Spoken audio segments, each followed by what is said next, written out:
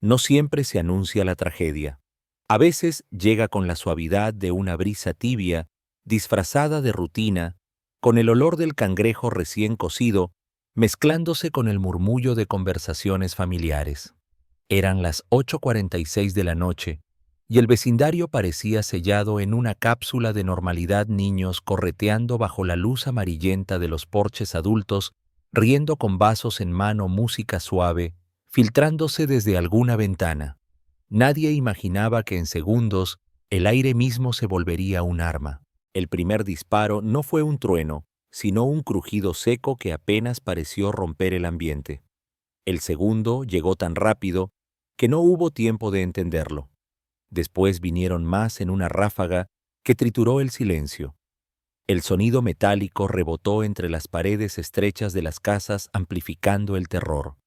Los platos se volcaron, las sillas cayeron y el olor a pólvora reemplazó al de la cena. En un instante las risas se convirtieron en gritos. La niña de 5 años jugaba con una muñeca sentada cerca de la mesa. Su mano pequeña se cerró sobre el juguete justo cuando una bala perdida o dirigida le atravesó la piel. No lloró al instante. El shock la mantuvo en una especie de silencio petrificado mientras miraba a su alrededor sin comprender por qué todos corrían. La sangre resbalaba lentamente por sus dedos, como si el tiempo mismo se hubiera ralentizado para marcar cada segundo. Un hombre de 38 años cayó junto a la cerca, su respiración entrecortada, empapando el suelo. Lo movieron entre varios, improvisando una camilla con una puerta arrancada de sus bisagras. Alguien gritaba direcciones a un teléfono pidiendo una ambulancia, mientras otros se atrincheraban detrás de los coches estacionados. La calle, que segundos antes parecía un escenario doméstico, se había convertido en un campo de batalla improvisado. Tú puedes imaginarlo, el corazón acelerado, los oídos zumbando, el instinto animal que toma el control y te empuja a correr o esconderte sin pensar. Es en esos momentos cuando la mente se desconecta de la lógica y el cuerpo responde a un impulso primario: sobrevivir. Y sin embargo, no todos corrieron. Algunos se quedaron petrificados, como si esperar la siguiente bala fuera más fácil que moverse hacia lo desconocido. Los disparos cesaron tan abruptamente como comenzaron. Lo que quedó fue un silencio extraño, interrumpido solo por los sollozos, el jadeo de los heridos y el eco distante de sirenas acercándose. Ese silencio tenía un peso diferente, no era el de la calma, sino el del miedo incrustado, como si las paredes mismas absorbieran y retuvieran la tensión. En algún punto lejos de esa calle, había otra escena completamente distinta. Un escritorio sin papeles visibles, una lámpara encendida, proyectando una luz tenue, y una figura inclinada sobre un mapa digital. Observaba patrones, revisaba datos, y no necesitaba oír los disparos para entender que algo se había fracturado. Su trabajo no era reaccionar con urgencia, sino con precisión. No buscaba aparecer en la foto, sino asegurarse de que el siguiente movimiento fuera inevitable y definitivo. Porque aunque el ataque parecía un estallido caótico, para ciertas mentes entrenadas, era una firma, un mensaje grabado con pólvora. La forma, el lugar, la hora, cada elemento hablaba en un código que pocos podían descifrar. La sombra tomaba nota. La policía llegó y desplegó el ritual habitual: acordonar la zona, marcar con tiza los puntos de impacto, recoger casquillos que aún ardían, interrogar a testigos que apenas podían articular lo que habían visto. Los vecinos, muchos de ellos con la mirada perdida, empezaban a reconstruir mentalmente el instante donde estaban, quién estaba a su lado, cómo se habían movido cuando el aire se llenó de plomo. Pero tú y yo sabemos que las balas no solo perforan carne o metal, perforan también la confianza, la rutina, la ilusión de seguridad que un vecindario se construye con años de convivencia. A partir de esa noche, cada sonido fuerte sería un recordatorio, cada esquina una posible emboscada. En el asfalto quedaron manchas oscuras que no la lluvia ni el tiempo borrarían pronto, y en las cabezas preguntas que nadie podía responder con certeza. Fue un ataque dirigido o un estallido aleatorio que eligió su escenario al azar. Era la obra de un enemigo conocido o de una amenaza difusa que flota sobre cualquier ciudad con un historial como el de Baltimore. El reloj siguió marcando los minutos, pero para quienes estuvieron allí, el tiempo quedó detenido en esa fracción de segundo en la que la vida se rompió en dos. Y en ese quiebre la sombra siguió observando, no para consolar, no para prometer, sino para esperar el momento exacto en que el silencio pueda convertirse en acción. El vecindario despertó con una herida que no estaba en las paredes ni en el pavimento, sino en la piel invisible de quienes lo habitan. Al amanecer, las calles parecían las mismas, las casas alineadas, los jardines modestos, el olor de café escapando por ventanas abiertas. Pero había algo roto que no se podía ver. El dolor, cuando es colectivo, no se mide en gritos ni en lágrimas. Se mide en la forma en que la gente empieza a caminar distinto, a mirar más rápido hacia atrás, a cerrar las puertas antes de que caiga la noche. Las 6 víctimas del tiroteo dejaron un mapa humano marcado por la violencia. No eran solo cifras en un informe policial. Eran nombres, edades, historias interrumpidas.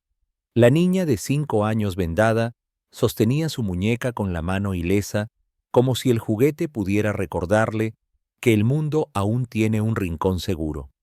El hombre de 38 años, con el abdomen atravesado, luchaba por mantenerse despierto en la cama de hospital, mientras su familia aprendía a hablar en susurros para no perturbarlo.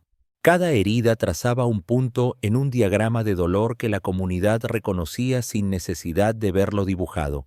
La mujer de 23 años que estaba de visita en la reunión ahora temía volver a sentarse al aire libre.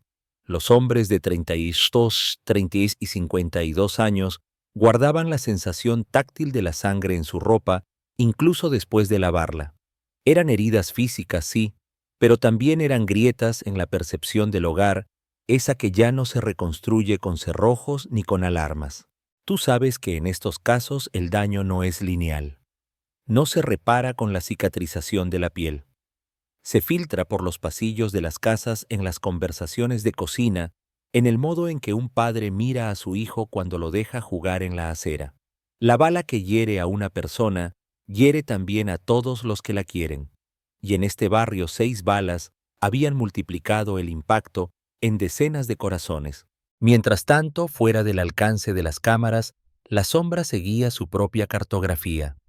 No le interesaban las manchas de sangre visibles, sino las huellas invisibles, el patrón de calles, por donde los agresores pudieron huir, las ventanas que no vieron nada, las voces que sabían más de lo que dirían. Observaba cómo el miedo redistribuía los hábitos, cómo algunos vecinos empezaban a evitar ciertas rutas, cómo otros dejaban de reunirse al aire libre. En esos cambios de conducta estaba también la ruta hacia la verdad. El dolor en Baltimore no es nuevo, pero cada episodio lo reconfigura. Esta vez el ataque había elegido un escenario íntimo, un espacio donde la gente baja la guardia, donde las conversaciones son más lentas y el peligro parece improbable. Golpear ahí es un acto quirúrgico de intimidación. No necesitas matar para destruir, basta con dejar claro que puedes irrumpir en cualquier momento y lugar. Los hospitales se convirtieron en estaciones temporales de resistencia. Las familias esperaban noticias, intercambiaban consuelos mecánicos, revisaban sus teléfonos como si en la pantalla pudiera aparecer una respuesta que lo explicara todo. Afuera, voluntarios y activistas comunitarios se acercaban para ofrecer apoyo, pero muchos sabían que no hay palabra que disuelva el miedo tan pronto. El dolor, cuando se asienta, se convierte en un huésped persistente que te acompaña incluso en los días soleados. Te pregunto, y quiero que lo pienses sin prisa, ¿qué duele más, la herida física o la certeza de que tu calle ya no es tuya? ¿Qué cicatriza más lento, la piel o la confianza? La respuesta no es simple, porque en la experiencia de la violencia, ambas cosas se trenzan hasta ser inseparables. Ese mapa invisible que ahora cubría el barrio no era solo un registro emocional, también era un recordatorio para la figura en la sombra. Sabía que el miedo puede paralizar o movilizar y que el reto estaba en transformarlo en vigilancia y no en resignación. Cada víctima, cada testigo, cada esquina silenciada, era una coordenada en su plan, un punto que debía conectarse para encontrar al agresor o agresores. Al caer la tarde, la calle volvió a llenarse de sonidos cotidianos, un perro ladrando, el golpeteo de una pelota, el rumor de una televisión encendida. Pero esos sonidos no borraban el subtexto. La violencia deja un eco que se filtra incluso en la música alegre como un segundo tono que no desaparece. Y ese eco ahora formaba parte del paisaje sonoro del vecindario. El mapa estaba trazado, faltaba seguir sus líneas y la sombra ya había empezado a caminarlo. Baltimore carga su historia como una vieja herida que nunca terminó de cerrar. No importa cuántos planes de seguridad se anuncien, ni cuántas cifras oficiales intenten mostrar mejoría, la ciudad vive con una memoria impregnada de pólvora. Las calles de ciertos barrios han escuchado más disparos que campanas de iglesia, y el eco de cada ataque se suma a un archivo colectivo que pesa sobre quienes lo habitan. El vecindario donde ocurrió el tiroteo no es ajeno a esa estadística no escrita. Aquí la gente ha aprendido a detectar la procedencia de un disparo solo por el sonido, a distinguir el estallido seco de una pistola del retumbar grave de un rifle. Es un conocimiento que no se enseña, pero se hereda. Padres que sin pensarlo demasiado le dicen a un niño: si escuchas eso te tiras al suelo del mismo modo que otro le enseñaría a mirar a ambos lados antes de cruzar la calle. En Baltimore, la violencia no es una sorpresa. Es un visitante frecuente aunque indeseado. Llega en distintas formas, un ajuste de cuentas a plena luz, un robo que se complica, una pelea que escala demasiado rápido. Lo particular de este caso es su crueldad casi gratuita: irrumpir en una reunión familiar, herir a una niña, sembrar el caos en un momento que parecía inmune al peligro. Ese tipo de ataque no solo lastima, sino que envía un mensaje a todos los que creen tener control sobre su propio espacio. Tú que conoces la sensación de caminar por una calle donde antes hubo un asesinato, sabes que el cuerpo lo recuerda, incluso si la mente intenta olvidarlo. Los pasos se vuelven más cortos, la respiración se mide, la mirada escanea cada sombra. Baltimore está llena de esas geografías invisibles, lugares que para un visitante son esquinas sin importancia, pero para un residente son puntos marcados por tragedias pasadas. La prensa local lo sabe y lo explota. Cada nuevo tiroteo es un episodio más en una serie que parece no tener final. Los titulares se repiten: número de víctimas, ubicación, condición de los heridos. Pero lo que no aparece en las notas es el desgaste acumulado. La ciudad no se recupera entre ataques. Apenas sobrevive hasta el siguiente. Las paredes conmemorativas, los murales improvisados y las velas en las aceras se convierten en una segunda arquitectura paralela a la oficial. En este contexto, la sombra que observa entiende que no actúa sobre un terreno virgen, sino sobre uno saturado de miedos, recuerdos y desconfianzas. El desafío no es solo resolver el caso actual, sino romper un ciclo que se alimenta de sí mismo. Porque aquí, la violencia no siempre responde a una lógica clara, a veces es producto de rivalidades conocidas, otras de impulsos incontrolables y otras de un vacío de control que el crimen aprovecha con precisión quirúrgica. Baltimore ha sido durante décadas un laboratorio involuntario para estudiar el comportamiento humano bajo presión constante. La gente desarrolla una especie de doble personalidad, una para la vida pública donde aparenta normalidad y otra para la privada, donde la paranoia y la cautela son reglas básicas. Las reuniones familiares siguen ocurriendo, pero siempre con la sensación de que cualquier risa puede ser interrumpida por el sonido metálico que ya forma parte del vocabulario urbano. La sombra, en su vigilancia silenciosa, no ignora esa dualidad. Sabe que la población necesita respuestas visibles para recuperar algo de confianza pero también que la efectividad real exige tiempo, precisión y sobre todo discreción, porque en una ciudad con memoria de pólvora, cualquier movimiento en falso se recuerda durante años y un error puede fortalecer al enemigo más que un acierto a destiempo. Te pregunto, ¿puede un lugar así olvidar, o la memoria de cada disparo se convierte en un cimiento invisible sobre el que se construye todo lo demás? Si la respuesta es que no, entonces la tarea no es borrar el pasado, sino aprender a operar dentro de él, reconociendo que cada esquina, cada callejón, cada reunión interrumpida forma parte de una misma historia. En esa historia, Baltimore sigue adelante, pero siempre con un oído atento a la noche. Y en esa misma noche, la sombra permanece observando cómo la ciudad intenta fingir que duerme mientras en realidad sigue despierta, alerta, esperando el próximo ruido que confirme que la memoria aún no se ha apagado. El tejido de una comunidad no se rompe de golpe.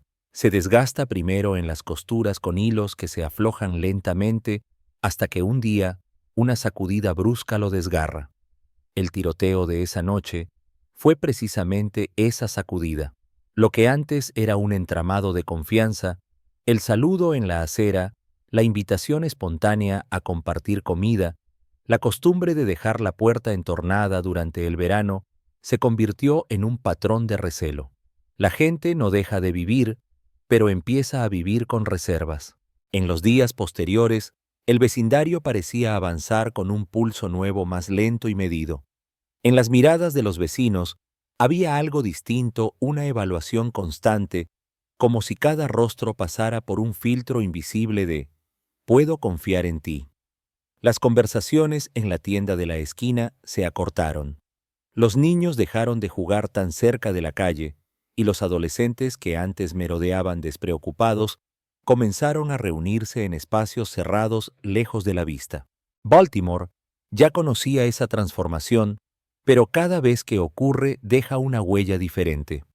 La comunidad desarrolla una nueva serie de reglas no escritas: quién puede visitar sin avisar, a qué hora es seguro estar afuera, por qué calles es mejor no pasar después del anochecer. La calle donde cayó el hombre de 38 años ya no es solo una calle, ahora es un marcador en la memoria colectiva, un sitio que se menciona con un tono más bajo, como si el propio aire guardara un secreto. Tú sabes que la cohesión social es tan frágil como un vaso fino, basta un golpe bien dirigido para que se quiebre, y aunque puedas pegar los pedazos, las grietas siguen ahí. Lo mismo ocurre con la confianza vecinal, se puede reparar, pero nunca vuelve a ser la misma. Quienes asistieron a la reunión aquella noche ya no se miran de igual manera. Hay un vínculo de experiencia compartida, pero también una incomodidad latente, un recuerdo común que ninguno pidió tener. En este clima, la sombra que observa no ve solo víctimas y testigos, ve un terreno emocional alterado. Sabe que en la fractura hay oportunidades tanto para quienes buscan imponer control a través del miedo, como para quienes intentan reconstruirlo desde la ley. La diferencia está en quién se mueve primero. Un vecindario temeroso es más permeable a la influencia, ya sea del crimen o de una autoridad firme. Y esa autoridad, si es inteligente, entiende que no basta con arrestar a alguien. Hay que intervenir en las fibras rotas que sostienen la convivencia. Mientras la policía mantenía retenes temporales y recorría las calles con mayor frecuencia, la comunidad comenzaba a reorganizarse de forma orgánica. Algunos vecinos crearon cadenas de mensajes para alertar sobre movimientos sospechosos. Otros formaron pequeños grupos para acompañar a los niños de la escuela a casa. No eran medidas oficiales, pero funcionaban como un recordatorio de que incluso en el miedo hay intentos de resistencia. Sin embargo, el miedo también alimenta el silencio. No todos quieren hablar. Algunos saben más de lo que dicen, pero la posibilidad de represalias pesa más que la promesa de justicia. Y así los hilos que deberían tejer información hacia las autoridades quedan cortados. Para la sombra, este es uno de los dilemas más antiguos: cómo mover a una comunidad a colaborar sin exponerla más al riesgo. un equilibrio que rara vez se logra de inmediato. Te pregunto, ¿cuánto se puede exigir a una comunidad herida sin darle primero las herramientas para sanar? Si las personas sienten que su testimonio es una sentencia de peligro, ¿por qué habrían de ofrecerlo? La respuesta está en construir un espacio donde la confianza no dependa de la ausencia de violencia, sino de la presencia constante de protección. La noche en el barrio volvió a caer como siempre, pero ya no era la misma noche. Las luces de los porches se encendieron más temprano, las persianas se bajaron antes y el murmullo habitual se apagó rápido. El tejido estaba roto y aunque algunos empezaban a buscar la aguja para repararlo, otros se conformaban con cubrir los huecos como podían. En algún lugar lejos de esa calle, la sombra tomaba nota de estos movimientos. No buscaba imponerse de inmediato, sino entender la nueva forma que estaba tomando la comunidad. Porque para actuar con precisión, primero, hay que conocer la textura exacta de la grieta. Y aquí la grieta estaba a la vista, pero su profundidad todavía era un misterio. La noche en que la balacera marcó a la comunidad, la calle quedó vacía mucho antes de la medianoche. No era solo miedo, era un acuerdo tácito, un entendimiento silencioso de que la oscuridad ya no ofrecía anonimato, sino vulnerabilidad. A esa misma hora, en otra parte de la ciudad, lejos del ruido de las sirenas, lejos de las miradas de periodistas, alguien observaba. No desde una ventana, ni a través de un visor, sino desde la distancia calculada de quien entiende que para cambiar un escenario hay que verlo completo antes de tocarlo. La sombra no necesita estar presente físicamente para sentirse. Opera a través de gestos invisibles, un ajuste en la frecuencia de las patrullas, un cambio en la distribución de efectivos, una orden transmitida por canales que no dejan registro. Su lenguaje no es el de la exposición, sino el de la estrategia leer el terreno, como un tablero de múltiples capas donde cada pieza se mueve sin que el adversario entienda del todo el motivo. En las horas posteriores al tiroteo, esa figura había reunido más datos de los que un informe público podría contener.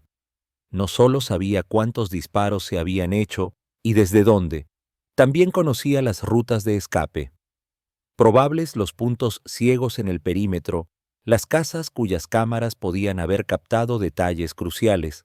No era la acumulación de información lo que importaba, sino la interpretación de cada dato como parte de un patrón. Tú que escuchas sabes que el poder verdadero no es el que se muestra en conferencias de prensa, sino el que mueve hilos sin que nadie lo note. Hay quienes prefieren la visibilidad, los reflectores. La sombra, en cambio, prefiere la eficiencia de lo no anunciado. Mientras la policía desplegaba su presencia en la escena, ella pensaba en semanas y meses, no en horas. Porque lo que ocurrió en esa calle no era un episodio aislado, era una hebra más en un entramado mayor que había que desilvanar con precisión. La sombra observaba también a la comunidad, no solo a los perpetradores. Miraba cómo el miedo alteraba rutinas, cómo ciertos vecinos cambiaban de acera, al cruzar cómo otros se quedaban más tiempo en casa. Estos cambios para la mayoría son reacciones instintivas, para ella son coordenadas, porque quien sabe leer comportamientos colectivos puede encontrar caminos hacia la verdad que no están marcados en ningún mapa.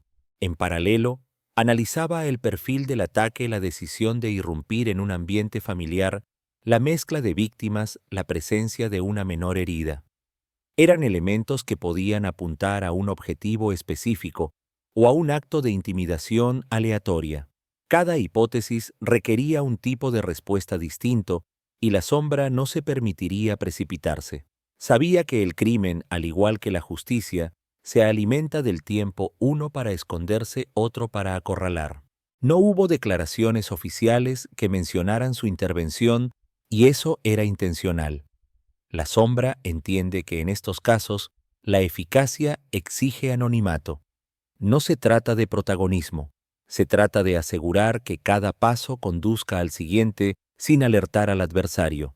Así, mientras los noticieros repetían imágenes del acordonamiento y las autoridades pedían la colaboración ciudadana, ella ya estaba moviendo piezas que no aparecerían en los reportes. Y aquí viene la pregunta incómoda.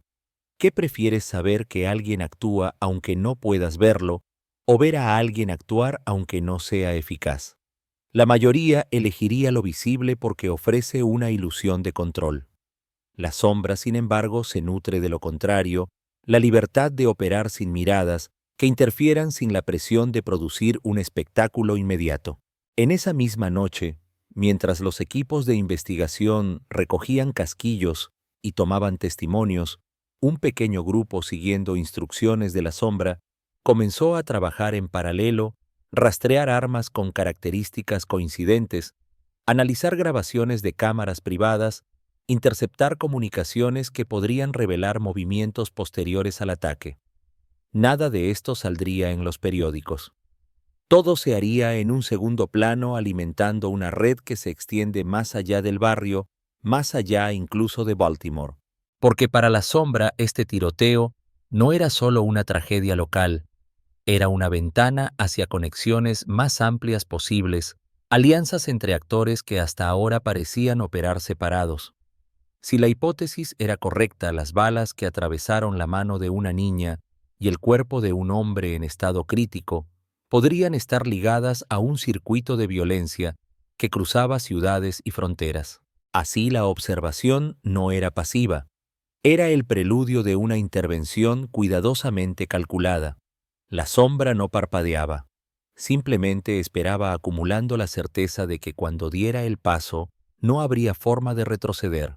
En los minutos posteriores a un tiroteo, la escena es un organismo vivo. Respira en jadeos, palpita, con luces intermitentes, sangra información por cada grieta que deja abierta el desorden. Las patrullas que llegaron primero hicieron lo que dicta el manual: asegurar el perímetro, mantener alejados a los curiosos, dejar que el espacio se enfríe antes de que los investigadores entren a trabajar. Pero en el caos el tiempo no corre igual. Un minuto perdido puede significar una cámara que se apaga, un testigo que se va, un rastro que se borra. El equipo de homicidios se movía con pasos rápidos, pero calculados. Sobre el asfalto todavía tibio por el calor del día, los casquillos se alineaban como una frase escrita en un idioma que solo algunos sabían leer. La trayectoria de los disparos, la dispersión del metal, la altura de los impactos en las paredes, cada detalle hablaba.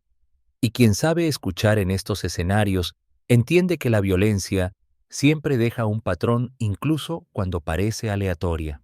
Las cámaras de seguridad cercanas fueron las primeras piezas en la cadena. Algunas mostraban solo sombras fugaces, otras captaban siluetas y movimientos que podrían pasar desapercibidos para cualquiera que no supiera qué buscar. El problema en este tipo de barrios no es la falta de imágenes, sino el laberinto legal y técnico para obtenerlas antes de que sean sobreescritas. En eso la sombra jugaba su propia partida, moviendo canales que no aparecen en los organigramas para que esos videos llegaran donde debían llegar sin pasar por las manos equivocadas. Los testimonios eran otro terreno frágil. Un hombre juraba haber visto un sedán gris. Una mujer decía que eran dos tiradores. Otro aseguraba que escuchó un acento particular en uno de los gritos. La experiencia enseña que la memoria, en medio del pánico, es maleable. Por eso las entrevistas se repetían, cruzaban y comparaban, buscando coincidencias que se mantuvieran intactas a lo largo de las horas.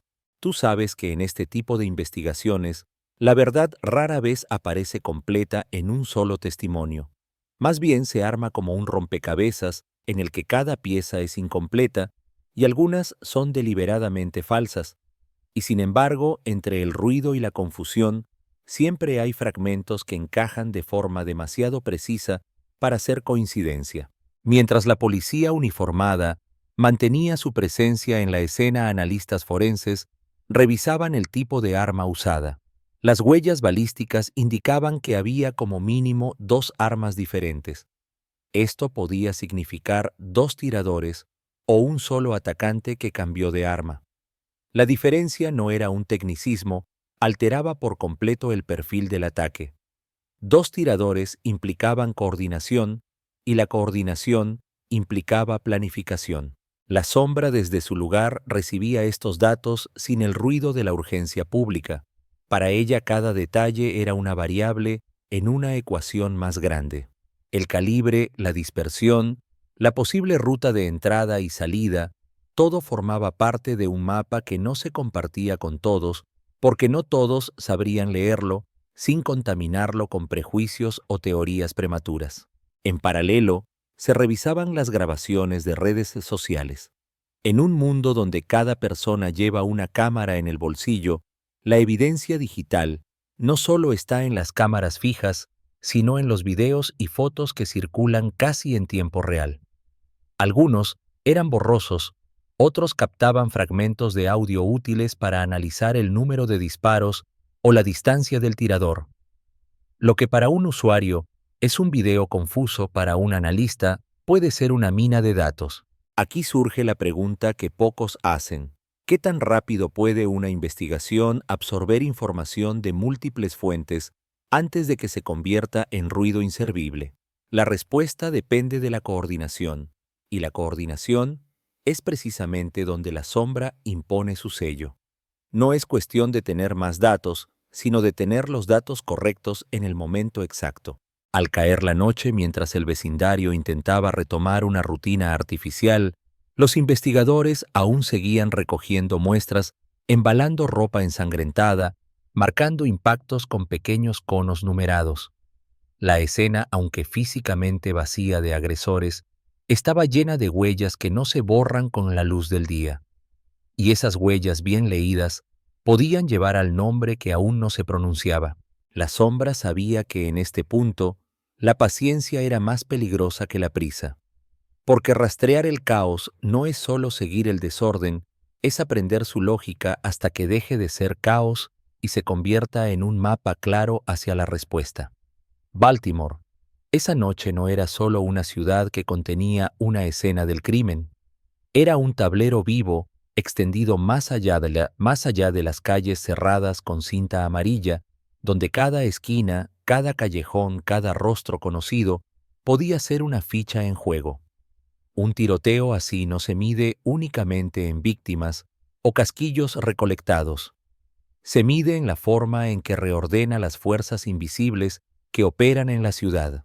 La pregunta que se formulaban algunos en voz baja no era quién disparó, sino quién dio permiso para que se disparara allí en ese momento y contra esas personas. En territorios con códigos no escritos, nada tan visible ocurre sin un contexto previo, sin una red de alianzas, favores y deudas que, aunque invisibles para la mayoría, determinan los movimientos de quienes se creen dueños de las calles. La sombra lo entendía. El crimen organizado en Baltimore no es un ente monolítico. Son múltiples núcleos, algunos en conflicto abierto, otros en coexistencia incómoda. El ataque podía ser un acto de represalia, una demostración de fuerza o un mensaje cifrado dirigido a un grupo específico. La diferencia entre estas interpretaciones no es solo teórica, define a quién perseguir, qué recursos mover y qué reacciones esperar. Mientras la policía oficial avanzaba con la narrativa pública de investigación en curso y colaboración comunitaria en otro plano, se analizaba cómo este incidente alteraba la arquitectura subterránea de la ciudad. Un ataque contra un grupo con conexiones específicas podía desplazar el control de una zona entera, abrir grietas para que otros actores llenaran el vacío, o por el contrario, cerrar filas entre facciones rivales ante un enemigo común. Tú lo sabes, el crimen es también una forma de política, y como toda política se basa en calcular beneficios y riesgos. La sombra, más que buscar culpables inmediatos, evaluaba cómo el crimen reaccionaría al crimen. Su objetivo no era solo detener a los responsables directos, sino anticipar la cadena de movimientos que este ataque pondría en marcha. El vecindario, ajeno a la mayoría de estas maniobras, sentía sin embargo sus efectos. Un vendedor ambulante comentaba que ciertos clientes habituales habían desaparecido. Un taller mecánico que solía trabajar hasta tarde comenzó a cerrar antes del anochecer. Algunas calles se llenaban de vigilancia no oficial, hombres apostados en esquinas, como si fueran guardianes, pero cuyo verdadero interés era controlar quién entra y quién sale. Desde su posición, la sombra veía que el tablero no se limitaba a Baltimore. Algunas conexiones llevaban hacia ciudades cercanas, incluso a otros estados. Las armas, la logística, los movimientos previos al ataque podían tener su origen lejos de esa calle, lo que implicaba que la respuesta debía cruzar fronteras invisibles. El desafío era contener el conflicto antes de que se expandiera. Aquí es donde surge la pregunta que a menudo incomoda. ¿Es posible ganar en un tablero donde las reglas no son claras y los jugadores cambian de bando según convenga? La respuesta para quien entiende este juego no está en buscar una victoria definitiva, sino en mantener el equilibrio el mayor tiempo posible, reduciendo los espacios donde la violencia puede moverse libremente. La sombra, consciente de ello, no se dejaba arrastrar por la urgencia del espectáculo. Sabía que un arresto rápido podía calmar los titulares, pero también podía provocar una respuesta violenta que reescribiera las piezas del tablero en su contra. Por eso prefería mover en silencio, recogiendo información y acumulando influencia hasta que un solo golpe pudiera derrumbar más de una ficha a la vez. Baltimore en esas horas era un tablero con movimientos en pausa, pero no en calma. Y en esa pausa, los jugadores más experimentados afinaban sus estrategias esperando que la primera jugada viniera del bando equivocado para aprovecharla. La sombra paciente sabía que el momento estaba cerca, y cuando ese momento llegara a la ciudad entera, sentiría que algo había cambiado, aunque no pudiera señalar exactamente qué. La calma que cubrió Baltimore en los días posteriores no era paz, sino un estado intermedio, un respiro condicionado. Las patrullas seguían pasando, los periodistas merodeaban buscando nuevos ángulos y los vecinos volvían lentamente a sus rutinas, aunque con un oído siempre puesto en el exterior. Sin embargo, para quienes leen las calles como otros leen un libro, la ciudad estaba en un capítulo de transición. El ruido había cesado, pero no la tensión. El silencio en este contexto no es ausencia de acción, es una táctica. Permite que el adversario se relaje lo suficiente como para cometer un error y da tiempo para que las piezas se acomoden de manera que un solo movimiento tenga el mayor impacto posible. La sombra lo sabía. No tenía prisa por mostrar resultados inmediatos. Prefería operar en las capas invisibles, entrevistas que no se registran oficialmente, análisis de datos que no llegan a ningún archivo público, seguimientos discretos que parecen casualidad. El vecindario, en cambio, vivía ese silencio con una mezcla de alivio y ansiedad. Algunos lo interpretaban como señal de que las cosas estaban mejorando. Otros lo sentían como la calma antes de otra tormenta.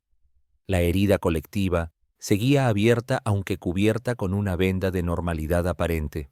Los niños volvían a jugar en la acera, pero bajo la mirada atenta de adultos que ahora reaccionaban al menor ruido extraño.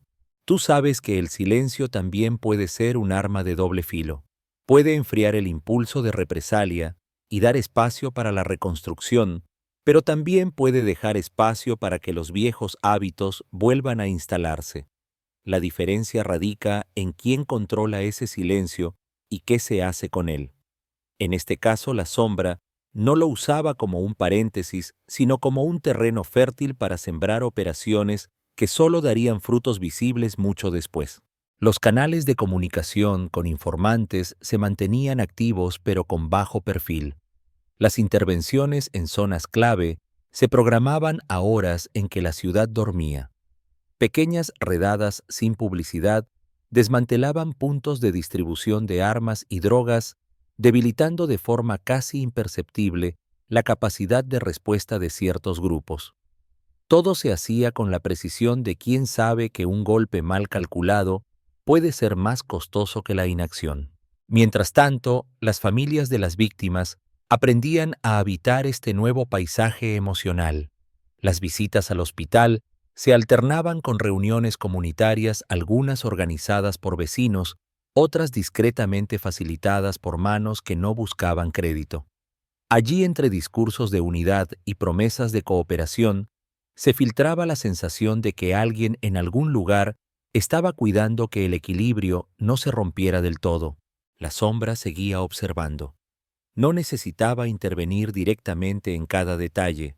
Su función era garantizar que todas las fuerzas visibles e invisibles se mantuvieran alineadas hacia un mismo objetivo, que este episodio no se convirtiera en la chispa de una escalada mayor. No era un objetivo modesto, pero tampoco era definitivo.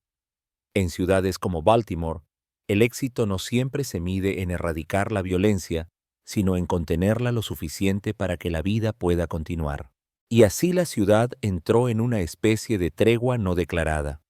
El vecindario volvió a escuchar el sonido de las risas y los juegos, aunque todavía se interrumpían brevemente cuando un motor fuerte o un golpe seco rompía el ambiente. Nadie sabía cuándo volvería el ruido de las balas, pero por ahora el silencio era una oportunidad.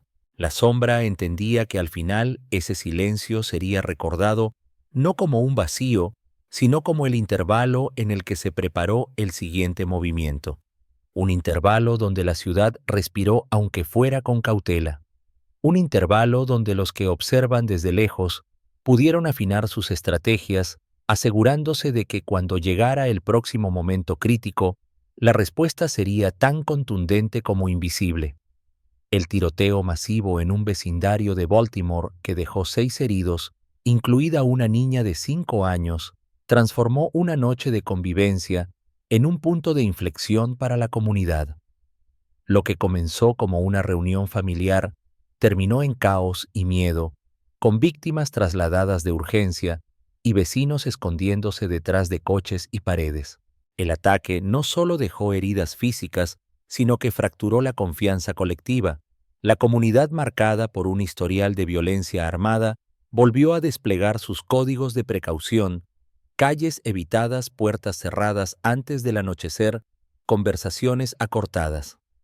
La investigación oficial avanzó entre casquillos, grabaciones de cámaras y testimonios contradictorios, mientras en un plano invisible, una figura estratégica, la sombra, reunía datos, trazaba patrones y planificaba movimientos con paciencia calculada. Este episodio alteró el tablero de fuerzas en la ciudad. Las alianzas criminales, los vacíos de poder y la presencia de actores externos se reacomodaron bajo la presión de un evento que, aunque localizado, tenía potencial para encender conflictos mayores. La sombra entendía que un golpe rápido podía ser contraproducente. Optó por el silencio como estrategia, usando el tiempo para debilitar al adversario y evitar una escalada. El vecindario, entre la ansiedad y el alivio, volvió lentamente a su rutina, aunque con la vigilancia más aguda que nunca. Mientras tanto, operaciones discretas desarticulaban pequeños núcleos de actividad criminal sin publicidad ni reconocimientos, pero con un efecto acumulativo en la capacidad de respuesta de los grupos armados. La historia no cerró con una detención mediática ni con titulares triunfalistas. Cerró por ahora con un silencio tenso gestionado para contener el riesgo y preparar la próxima jugada. Un recordatorio de que en ciudades con memoria de pólvora, la victoria no siempre es ruidosa y que a veces lo más decisivo ocurre lejos de la vista de todos.